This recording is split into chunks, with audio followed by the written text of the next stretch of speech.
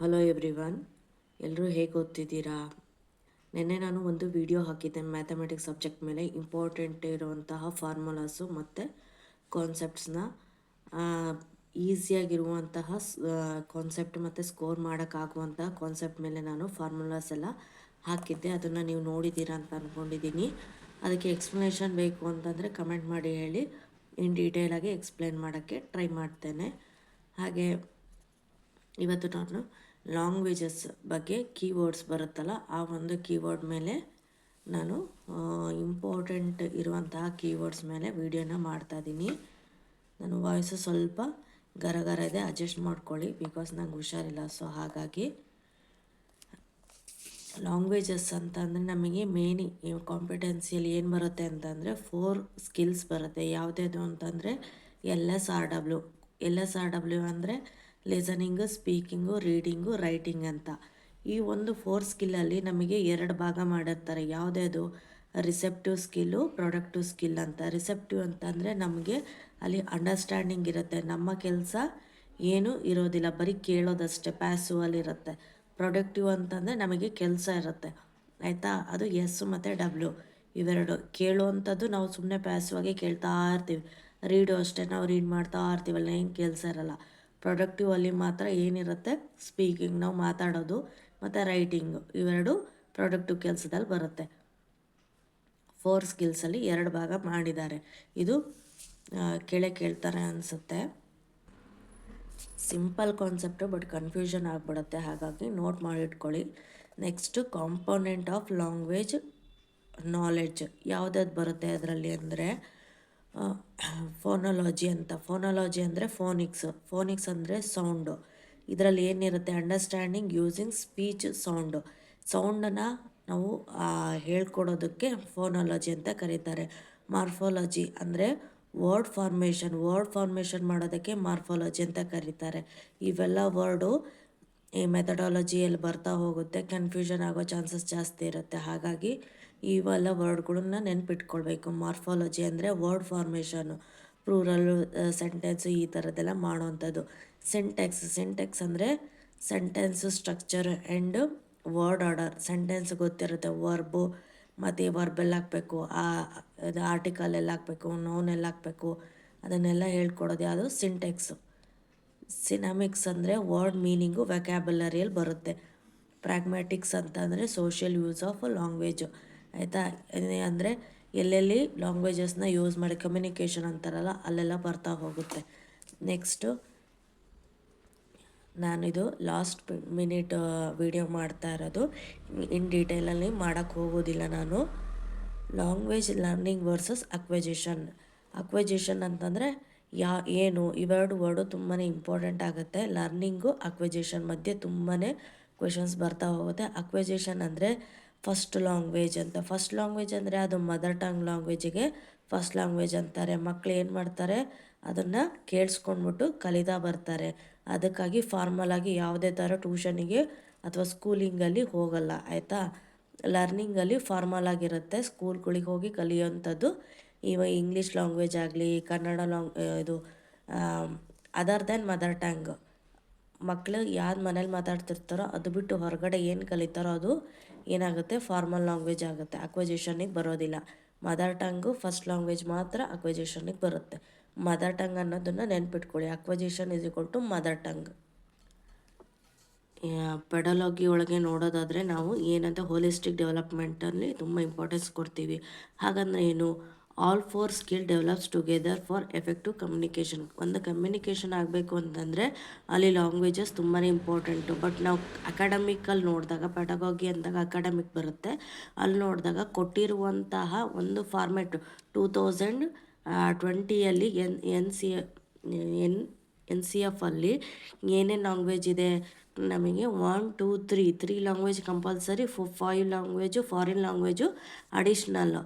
ನಾವು ಏನಾದರೂ ಕಲ್ತ್ಕೊಬೋದು, ಫ್ರೆಂಚ್ ಆದರೂ ಕಲ್ತ್ಕೊಬೋದು, ಇಟಾಲಿ ಆದರೂ ಕಲ್ತ್ಕೊಬೋದು, ಅದೆಲ್ಲ ಅಡಿಷ್ನಲ್ ಲ್ಯಾಂಗ್ವೇಜ್ ಆಗುತ್ತೆ. ಯಾವುದು 4th 1 2 3 ಮಾತ್ರ ಕಂಪಲ್ಸರಿ ಲ್ಯಾಂಗ್ವೇಜ್, ಹೌದು ತಾನೆ.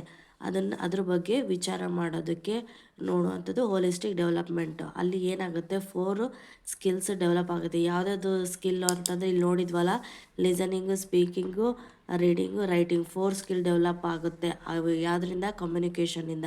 ನೆಕ್ಸ್ಟು ಲಿಂಗ್ವಿಸ್ಟಿಕ್ ಕ್ಲಾಸ್ ರೂಮ್, ಇದರಲ್ಲೇ ಮೇನ್ ಇಂಪಾರ್ಟೆಂಟ್ ನೋಡಿ, ತುಂಬ ಕ್ವಶನ್ಸ್ ಬರುತ್ತೆ ಇಲ್ಲಿ. ಏನಂತಂದರೆ valuing mother tongue enhance learning and ಅಲ್ಲಿ ಏನೇನು ಬರುತ್ತೆ ಅಂದರೆ ಕಾಗ್ನೇಟಿವ್ ಡೆವಲಪ್ಮೆಂಟ್ ಬರುತ್ತೆ, ಕಲ್ಚರಲ್ ಅವೇರ್ನೆಸ್ ಬರುತ್ತೆ ಆ್ಯಂಡ್ ಇನ್ಕಲ್ಸಿವಿಟಿ ಬರುತ್ತೆ. ಇನ್ನು ಇದರಲ್ಲಿ ಏನೇನು ಬರುತ್ತೆ ಅಂತಂದರೆ, ಒಂದು ಭಾಷೆಗಿಂತ ಜಾಸ್ತಿ ಕಲಿತಿದ್ದೀವಿ ಅಂತಂದರೆ ಅಲ್ಲಿ ಏನೇನು ಬರ್ತಾ ಹೋಗುತ್ತೆ, ಮದರ್ ಟಂಗಿಗೆ ಏನಾದರೂ ಪ್ರಾಬ್ಲಮ್ ಆಗುತ್ತಾ, ಅಥವಾ ಅದು ಮದರ್ ಟಂಗು ಬೇರೆ ಭಾಷೆ ಕಲೀಲಿಕ್ಕೆ ಏನೇನಾದರೂ ಯೂಸ್ ಆಗುತ್ತಾ, ಅಥವಾ ಡಿಪೆಂಡೆನ್ಸಿ ಏನು, ಬೇರೆ ಭಾಷೆ ಕಲಿಬೇಕಾದ್ರೆ ನಾವು ಮದರ್ ಟಂಗ್ನ ಯಾವ ಥರ ಯೂಸ್ ಮಾಡ್ಕೊತೀವಿ, ಇವೆಲ್ಲ ಕಾನ್ಸೆಪ್ಟು ಮಲ್ಟಿಲಿಂಗಲ್ ಕಾಂಟೆಸ್ಟಿಗೆ ಬರ್ತಾ ಹೋಗುತ್ತೆ. ಅರ್ಥ ಆಯ್ತಾ? ಕಾಂಟೆಕ್ಸ್ಚುವಲ್ ಅಂಡರ್ಸ್ಟ್ಯಾಂಡಿಂಗ್, ಇದಂದರೆ ಟೆಕ್ಸ್ಟ್ ಬುಕ್ ಅಂಡರ್ಸ್ಟ್ಯಾಂಡಿಂಗ್ ಅಂತ ಬರ್ತಾ ಹೋಗುತ್ತೆ. ಗೆಸ್ಸಿಂಗ್ ಮೀನಿಂಗು, ಆಮೇಲೆ ಮೀನಿಂಗ್ ಆಫ್ ಕಾಂಟೆಕ್ಸ್ಟು. ಇದರಲ್ಲಿ ಯಾವ ಥರ ಕ್ವಶನ್ಸ್ ಬರ್ತಾವೆ ಅಂತಂದರೆ, ನೀವು ಪಾಠ ಸ್ಟಾರ್ಟ್ ಮಾಡೋಕ್ಕಿಂತ ಮುಂಚೆ ಒಂದು ಸ್ವಲ್ಪ ಮಕ್ಕಳಿಗೆ ಗ್ಲ್ಯಾನ್ಸ್ ಮಾಡೋಕ್ಕೆ ಹೇಳ್ತಿರಲ್ವ, ಓದ್ಲಿಕ್ಕೆ ಹೇಳ್ತಿರಲ್ವ, ಅದರಿಂದ ಏನೇನು ಲಾಭ ಆಗುತ್ತೆ, ಅದರಿಂದ ನೀವು ಯಾಕೆ ಮಕ್ಕಳಿಗೆ ಓದ್ಲಿಕ್ಕೆ ಹೇಳ್ತೀರಾ ಮುಂಚೆ ಅಂತ ಪ್ರಶ್ನೆಗಳನ್ನೆಲ್ಲ ಈ ಒಂದು ಟಾಪಿಕಲ್ಲಿ ಕೇಳ್ತಾ ಹೋಗ್ತಾರೆ. Next skills and sub skills, ಇದು ನಿಮ್ಗೆ ಗೊತ್ತಿದೆ. ಲಿಸನಿಂಗ್ ಅಂದ್ರೇನು, ಸ್ಪೀಕಿಂಗ್ ಅಂದ್ರೇನು, ರೀಡಿಂಗ್, ಸ್ಕಿಮ್ಮಿಂಗು ಎಲ್ಲ ಬರ್ತಾ ಹೋಗುತ್ತೆ. ಎರಡರಲ್ಲಿ ಬರುತ್ತೆ. Listening recognising word boundaries, detecting keywords, ಇದೆಲ್ಲ ಲಿಸನಿಂಗಲ್ಲಿ ಬರುತ್ತೆ. Next speaking using appropriate vocabulary, organising ideas. Reading ಒಳಗೆ ನಮಗೆ skimming, scanning, making connection, prediction. ಈ ಒಂದು ಪ್ರಿಡಿಕ್ಷನ್ ಇದೆಯಲ್ಲ, ಇದು ತುಂಬಾ ಇಂಪಾರ್ಟೆಂಟು. ಈ ಒಂದು ಕಾಂಟೆಕ್ಸ್ಟ್ ಅಂಡರ್ಸ್ಟ್ಯಾಂಡಿಂಗ್ ಒಳಗೆ ಪ್ರಿಡಿಕ್ಷನ್ ಕೇಳ್ತಾರೆ. ಯಾವ ಥರ ಕೇಳ್ತಾರೆ ಅಂದರೆ, ನಾನು ಇವಾಗ ಎಕ್ಸಾಂಪಲ್ ಕೊಟ್ಟೆ. ಪಾಠ ಸ್ಟಾರ್ಟ್ ಮಾಡೋಕ್ಕಿಂತ ಮುಂಚೆನಲ್ಲಿ ಬಾಕ್ಸಲ್ಲಿ ಇರುತ್ತಲ್ಲ ಒಂದು ಸ್ಟೋರಿ, ಅದನ್ನು ಓದಲಿಕ್ಕೆ ಹೇಳ್ತೀರಾ ನೀವು. ಆ ಓದಲಿಕ್ಕೆ ಹೇಳಬೇಕಾದ್ರೆ ಯಾಕೆ ನೀವು ಆ ಮಕ್ಕಳಿಗೆ ಹೇಳ್ತೀರಾ, ಮುಂಚೆ ಒಂದು ಸರಿ ಓದ್ಕೊಳ್ಳಿ ಅಂತ. ಯಾಕೆ ಅಂದರೆ ಮಕ್ಕಳು ಆ ಸ್ಟೋರಿನ ಪ್ರಿಡಿಕ್ಟ್ ಮಾಡ್ತಾರೆ, ಹೋಗಿ ಈ ಥರ ಇರ್ಬೋದೇನೋ ಅಂತ ಪ್ರಿಡಿಕ್ಟ್ ಮಾಡೋದಕ್ಕೆ ಓದ್ಕೊಳ್ಳಿ ಅಂತ ಹೇಳ್ತೀರಿ. ಇದು ಡ್ರಿಲ್ ವರ್ಕಲ್ಲೂ ಬರುತ್ತೆ ಮತ್ತು ವಾರ್ಮಪ್ಪಲ್ಲೂ ಬರ್ತಾ ಹೋಗುತ್ತೆ ಈ ಒಂದು ಕಂಟೆಂಟು. ಸ್ಕಿಮ್ಮಿಂಗು, ಸ್ಕ್ಯಾನಿಂಗು, ಇವೆಲ್ಲ ತುಂಬಾ important words. Main stage of language development, ಯಾವ ಸ್ಟೇಜಲ್ಲಿ ಲ್ಯಾಂಗ್ವೇಜ್ ಡೆವಲಪ್ಮೆಂಟ್ ಆಗುತ್ತೆ ಅನ್ನೋದನ್ನು ನಾವು ನೋಡ್ತಾ ಹೋದರೆ, pre linguistic stage 0 to 12 months. Infants communication through crying, cooing, babbling, ಇದು ತುಂಬಾ ಇಂಪಾರ್ಟೆಂಟ್. ಮಕ್ಕಳು ಸೌಂಡ್ ಮಾಡ್ತಾರಲ್ಲ, ಅದು ಯಾವಾಗ ಅಂದರೆ 0 to 12 months. ಓಕೆ, ಈ 3 important words. Next holophrastic stages, ಯಾವುದ್ಯಾವುದು? 12 to 18 months. Children begins to use single words to convey whole ideas or sentence. ಏನು ಮಾಡ್ತಾರೆ ಅಂತಂದರೆ, ಒಂದು ದೊಡ್ಡ ಸೆಂಟೆನ್ಸ್ ಇರುತ್ತೆ, ಮಕ್ಕಳಿಗೆ ನೀರು ಕುಡಿಬೇಕು ಅಂತ ಅನ್ನಿಸ್ತಿರುತ್ತೆ.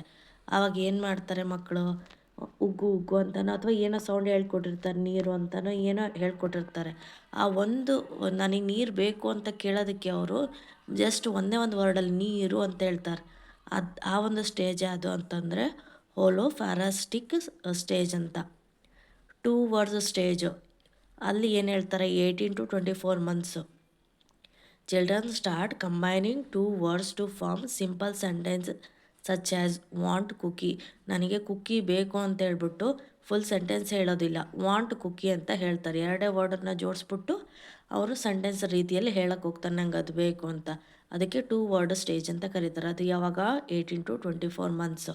Next early multi word stage, ಯಾವುದಾದ್ರು 24 to 30 months. ಇಲ್ಲಿ ವೆಕ್ಯಾಬುಲರಿ ಎಲ್ಲ ಜಾಸ್ತಿ ಆಗ್ತಾ ಹೋಗುತ್ತೆ, 3ಕ್ಕಿಂತ ಜಾಸ್ತಿ ವರ್ಡ್ಸನ್ನು ಆ್ಯಡ್ ಮಾಡ್ಕೊಂಡು ಹೋಗ್ತಾರೆ ಮಕ್ಕಳು. ಲೇಟರ್ ಮಲ್ಟಿ ವರ್ಡ್ ಸ್ಟೇಜಲ್ಲಿ ಏನು ಮಾಡ್ತಾರೆ ಅಂದರೆ, 30ಕ್ಕಿಂತ ಜಾಸ್ತಿ ವರ್ಡ್ಸ್ಗಳೆಲ್ಲ ವೊಕ್ಯಾಬುಲರಿ ಮಕ್ಕಳಿಗೆ ಗೊತ್ತಿರುತ್ತೆ, ಅವರು ನೀಟಾಗಿ ಮಾತಾಡ್ಕೊಂಡು ಹೋಗ್ತಾರೆ, ಯಾವುದೇ ತೊಂದರೆನೂ ಇಲ್ಲದೇ. ತುಂಬ ಇಂಪಾರ್ಟೆಂಟ್ ಅಂದರೆ ಇವೆರಡು ಸ್ಟೇಜು ತುಂಬಾ ಕ್ವೆಶನ್ಸ್ ಬರ್ತಾ ಹೋಗುತ್ತೆ. ಇದು ತುಂಬಾ ಇಂಪಾರ್ಟೆಂಟ್ ಕಾನ್ಸೆಪ್ಟು. ಮಕ್ಕಳು ಒಂದೊಂದು ಸಾರಿ ಮಾತಾಡೋದಕ್ಕೆ ಲೇಟ್ ಮಾಡ್ತಾರೆ ಏಜ್ ಮೇಲೆ. ಯಾಕೆ, ಅದಕ್ಕೆ ಏನೇನು ತೊಂದರೆ ಅಂತ ನೋಡ್ತಾ ಹೋಗೋಣ. Some sign of language delay in childrens, not babbling by 12 months. 12 months ಒಳಗೆ ಅವರು ಸೌಂಡ್ಸನ್ನು ಪ್ರೊಡ್ಯೂಸ್ ಮಾಡೋದಕ್ಕೆ ಆಗೋದಿಲ್ಲ.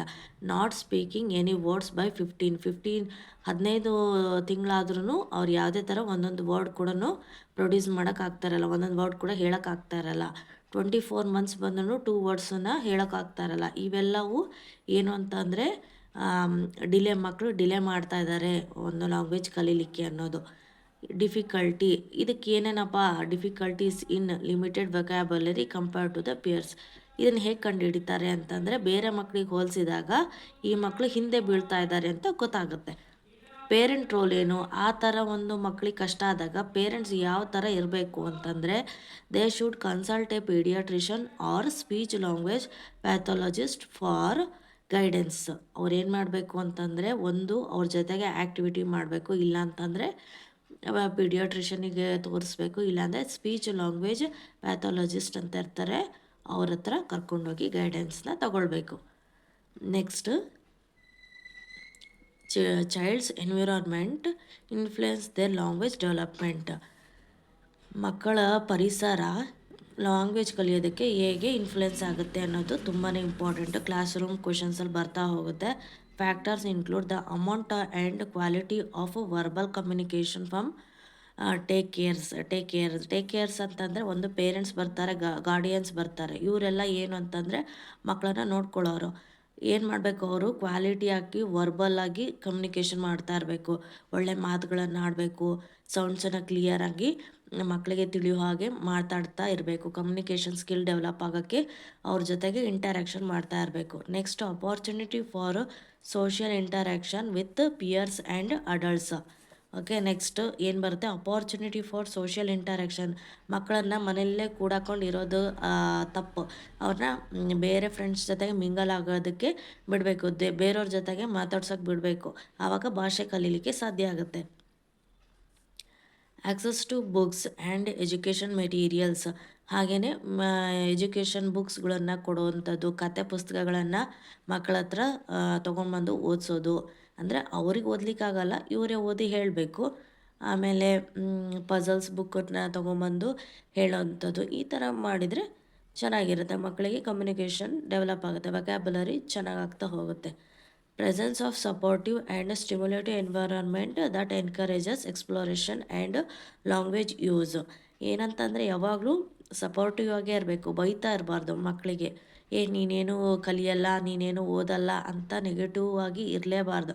ಮಕ್ಕಳ ಜೊತೆಗೆ ಯಾವಾಗಲೂ ನಾವು ಸಪೋರ್ಟಿವ್ ಎನ್ವಿರಾನ್ಮೆಂಟ್ನೇ ಕೊಡಬೇಕು, ಯಾವಾಗಲೂ ಪಾಸಿಟಿವ್ ವರ್ಬ್ಸ್ನ ತೊಗೊಂಡು ಬರಬೇಕು. ಇದು ತುಂಬಾ ಇಂಪಾರ್ಟೆಂಟು. ಕ್ಲಾಸ್ ರೂಮು ಒಂದು ಕ್ವೆಶನ್ಸಲ್ಲಿ ಇದು ತುಂಬಾ ಬರ್ತಾ ಇರುತ್ತೆ. Next, thinking in childhood is marked by. ನಾನು ಇದನ್ನು ಮುಂಚೆ ಒಂದು ವೀಡಿಯೋದಲ್ಲಿ ಮಾಡಿದ್ದೆ, ಥಿಂಕಿಂಗ್ ಆ್ಯಂಡ್ ಲರ್ನಿಂಗ್ ವೀಡಿಯೋ, ಅದನ್ನು ನೋಡ್ಕೊಳ್ಳಿಲ್ಲ, ತುಂಬ ಡೀಟೇಲಾಗಿ ಹೇಳಿದ್ದೀನಿ ನಾನು. ಒಂದು ಈಗೋಸೆಂಟ್ರಿಸಮು, ಅನಿಮಿಸಮು, ರಿಯಲಿಸಮು, ನಾಟ್ ಇಂಡಿವಿಜುವಲ್. ಇದು ತುಂಬಾ ಇದು ಎಕ್ಸ್ಟ್ರಾ, ಇದು ಇಂಡಿವಿಜುವಲ್ ಆಗಿರಲ್ಲ. ಇವು ಮೂರು ಅಷ್ಟೇ ಇಂಪಾರ್ಟೆಂಟು. ಇದು ಅಲ್ಲ, ಇದು ದೊಡ್ಡೋರ್ಗಿಂತ ಡಿಫ್ರೆಂಟ್ ಏನಿದೆ ಅಂತಂದರೆ ಮಕ್ಕಳಲ್ಲಿ ಈಗೋಸೆಂಟ್ರಿಸಮ್ ಇರುತ್ತೆ. ಓಕೆನಾ. ನೆಕ್ಸ್ಟು ಅನಿಮಿಸಮ್ ಇರುತ್ತೆ, ರಿಯಲಿಸಮ್ ಇರುತ್ತೆ. ಈಗೋಸೆಂಟ್ರಿಸಮ್ ಅಂದರೆ ಏನು ಅಂದರೆ ಈಗೋ ಇರುತ್ತೆ ಅಂತನಾ? ಹೌದು, ಮಕ್ಕಳಿಗೆ ಇದು ನನ್ನ ವಸ್ತು ಅನ್ನೋದೊಂದು ಪೊಸೆಸಿವ್ನೆಸ್ ಜಾಸ್ತಿ ಇರುತ್ತೆ. ಹಾಗಾದ್ರೆ ಏನರ್ಥ? Child often struggle to see the perspectives other than their own. ಮಕ್ಕಳಿಗೆ ಎಲ್ಲಿ ಕಷ್ಟ ಆಗ್ತಾ ಇರುತ್ತೆ ಅಂದರೆ ಅವರು ಬೇರೆಯವರಿಗೂ ಅದು ಇಷ್ಟ ಆಗ್ತಾ ಇದೆ ಅಂತ ಅನ್ನೋ ಒಂದು ಮನೋಭಾವನೆ ಮಕ್ಕಳಲ್ಲಿ ಇರಲ್ಲ. ಅದನ್ನು ಅರ್ಥ ಮಾಡ್ಕೊಳ್ಳೋ ಅಂಥ ಮನೋಭಾವನೆ ಇರಲ್ಲ. ನನಗೆ ಇಷ್ಟ ಆಗಿದೆ ಅಷ್ಟೇ ಅನ್ನೋದೊಂದೇ ಅವರ ತಲೆಯಲ್ಲಿರುತ್ತೆ.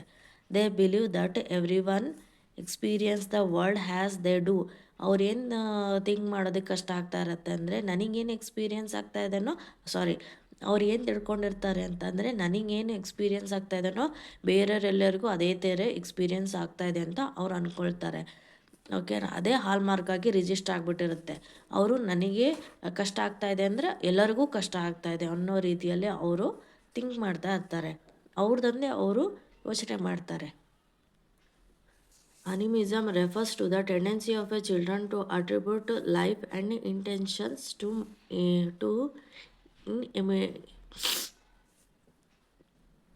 ಇನ್ಅಮಿಟೇಟ್ ಆಬ್ಜೆಕ್ಟ್ಸ್. ಅಂತಂದರೆ ಇಲ್ಲಿ ಏನಿಲ್ಲ, ಕಾರ್ಟೂನ್ ನೋಡ್ತಾ ಇರ್ತಾರಲ್ಲ ಮಕ್ಕಳು, ಅದು ರಿಯಲ್ ಲೈಫು ನಂತರನೇ ಆ ಒಂದು ಕಾರ್ಟೂನ್ ಕೂಡ ಇದೆ ಅನ್ನೋದನ್ನು ತಿಳ್ಕೊಬಿಟ್ಟಿರ್ತಾರೆ. ಈಗ ಒಂದು ಡಾಲ್ ಅಂದ್ಕೊಳ್ಳಿ, ಡಾಲಿಗೂ ಒಂದು ಜೀವ ಇದೆ ಅಂತ ಮಕ್ಕಳು ತಿಳ್ಕೊಳ್ತಾರೆ. ಅದು ಒಂದು ಅನಿಮೇಷನ್ ಕಾರ್ಟೂನು ಅದಕ್ಕೆ ಏನೂ ಜೀವ ಇಲ್ಲ ಅಂತ ಅಂದ್ಕೊಳ್ಳಲ್ಲ. ಆ ಒಂದು ಕಾರ್ಟೂನು ನಂತರನೇ ಆ ಮನೆಯಲ್ಲಿ ಇದೆ, ಒಂದು ಗೊಂಬೆ ಆ ಒಂದು ಮನೆಯಲ್ಲಿ ವಾಸವಾಗಿದೆ ಅನ್ನೋ ಒಂದು ಮನೋಭಾವ ಮಕ್ಕಳಲ್ಲಿ ಇದ್ದೇ ಇರುತ್ತೆ. ಆಯಿತಾ? Next realism. Child frequently confuses reality with fantasy ಅಂತಂದರೆ ಫ್ಯಾಂಟಸಿ ವರ್ಲ್ಡ್, ಅನಿಮಿಕ್ ವರ್ಲ್ಡ್ ಅಂತಾರಲ್ಲ ಅದು.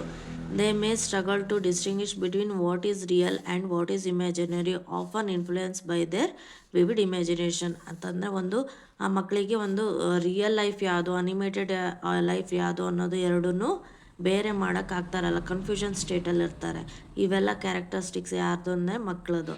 ಇದಲ್ಲದೆ ಇಂಡಿವಿಜುವಲಿಸಮ್ ಬರುತ್ತೆ, ಅದು ಅಡಲ್ಟಿಗೂ ಮತ್ತು ಚೈಲ್ಡಿಗೂ ಕ್ಯಾರೆಕ್ಟರ್ನ ನಾವು ಕ್ಯಾರೆಕ್ಟರ್ ಮೇಲೆ ಕ್ವಶನ್ಸ್ ಬಂದಾಗ ನಾವು ಇವು ಮೂರು ಇಂಪಾರ್ಟೆಂಟ್ ಆಗುತ್ತೆ. ಅರ್ಥ ಆಯ್ತಾ? ನೆಕ್ಸ್ಟ್ ಈ ಒಂದು ವಿಡಿಯೋ ನಿಮಗೆ ಯೂಸ್ ಆಗಿದೆ ಅನ್ಕೊತೀನಿ. ಕ್ಲಾಸ್ ರೂಮು ಲ್ಯಾಂಗ್ವೇಜಸ್ಸಲ್ಲಿ ಬರ್ತಾ ಇರುವಂಥ ಸಿಂಪಲ್ ಆ್ಯಂಡ್ ಇಂಪಾರ್ಟೆಂಟ್ ಕಾನ್ಸೆಪ್ಟ್ ಇದಾಗಿದೆ. ಮತ್ತೊಂದು ವಿಡಿಯೋದಲ್ಲಿ ಸಿಗೋಣ. Thanks for watching.